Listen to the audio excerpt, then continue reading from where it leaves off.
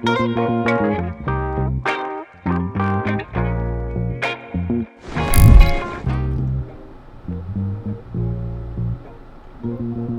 you guys just watching me eat in silence?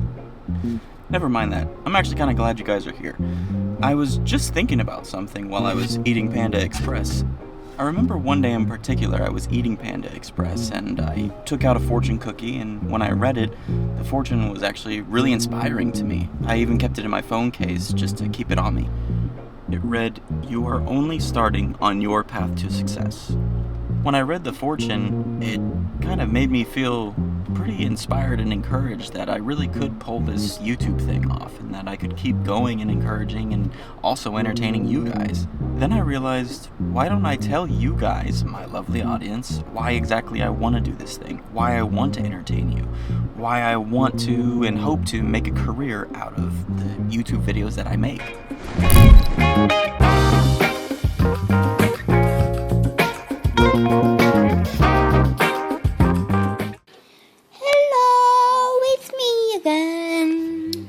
I never realized it until recently, but I've always had a thing for cameras.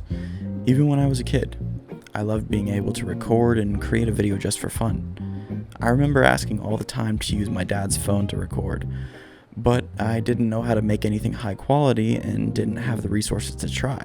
So I suppose cinematography never really was able to develop as a passion for me.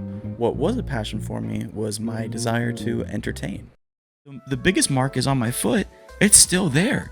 And of course, for obvious reasons, I'm not going to show you my feet. I love making people laugh, and I love knowing that what I'm doing is making someone have a good time. I grew up watching comedians like Jim Gaffigan. My back hurts. Ow. And Tim Hawkins. I'm going to put the fun in funeral.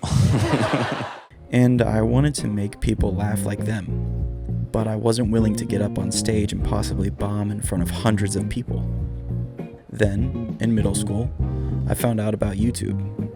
I started watching Jacksepticeye. Okay, he's ready. Don't do it again! And Markiplier. Good. Oh, I just wanted to hump that a few times.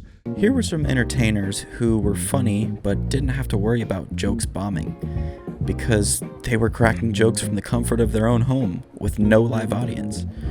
I figured, hey, I could be a YouTuber. But then again, I was a middle schooler. I had no money. I didn't have money for a PC or PC games or cameras or lights or microphones or anything like that. So I kind of had to give up on that dream pretty quickly. After that, I spent my high school and college years not really knowing what kind of dream I wanted to chase. I had no real desire, no spark, no exciting interest to run after. I was pretty bored, but a part of me still wanted to entertain in some way. Once I graduated college, I started working full-time and finally started making my own money. And so I had the ability to buy some equipment, and I finally opened a YouTube channel. But I also had no idea what I was doing. My first video was somewhat awkward and barely edited. Am I not signed in? Okay, Steam, that's cool. You can just sign me out whenever, I guess, huh? But I had fun, so I kept trying.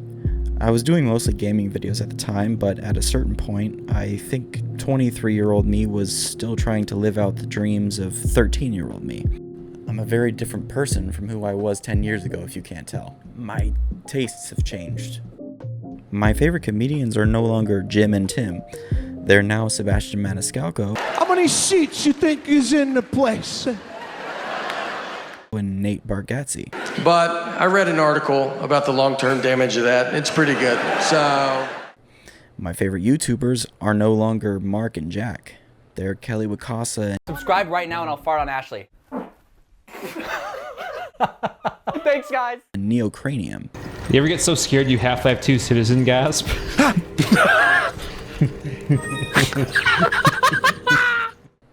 Those are just a few examples of how my tastes have changed. Tastes change and so do styles, so as much as I was having fun making videos, I felt like I wasn't really making the videos that I actually wanted to. I then met my buddy Manny. I've known Manny for a little less than a year, and he's become like a brother to me. We bonded over our shared love of film, and the more I talked to him about film and cinema, the more excited I became about creating my own cinematic content. But I didn't really have an idea of what kind of cinematic content I wanted to make or even how to make it. And that's when I came across Kelly Wakasa.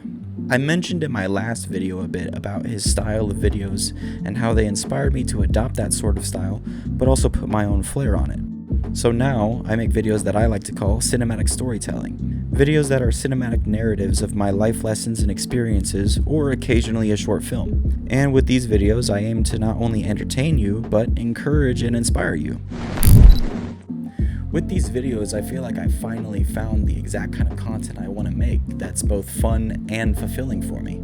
I feel like I'm finally chasing my dream. Making these videos is an absolute joy for me, and if I were to be able to turn it into a career, that would be a dream career for me. But I know that I can't really turn this into a career unless I create an audience first. So, if you like cinematic style videos that are both entertaining and encouraging, I'd say you're in the right place. If you enjoy this video, go ahead and check out my other videos on the channel. If you like what you see there, leave a like, leave a comment letting me know what you think, and if you want more of this stuff, subscribe. And if I can leave you with any encouraging message on today's video, it's this. It's never too late to start chasing your dreams. Take a chance on yourself. You never know what might come of it. And always remember, you got this.